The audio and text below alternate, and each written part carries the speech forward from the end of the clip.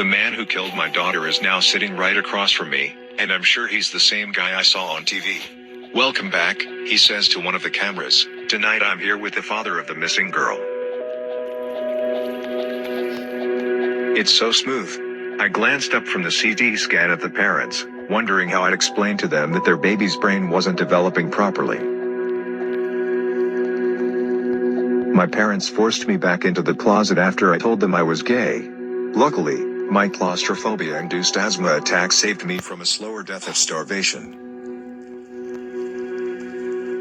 These aliens, these monsters, they are like locusts. They move from planet to planet, devouring all natural resources, and then move on to the next.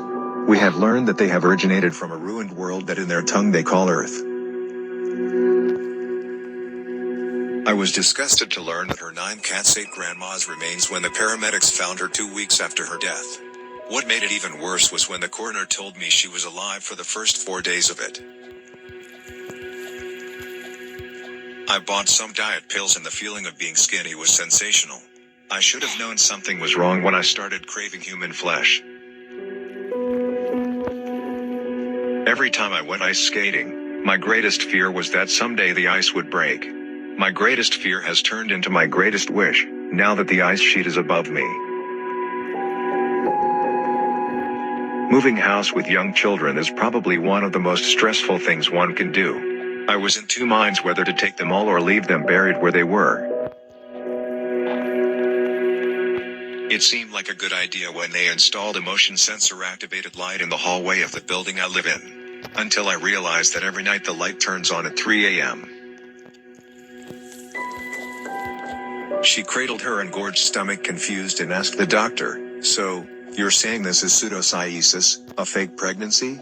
Clearing his throat nervously, he replied, "What I said was that you're not with child." Lately I've been hearing a woman crying in the basement, like she's asking for help. The strangest thing is that I don't have a basement.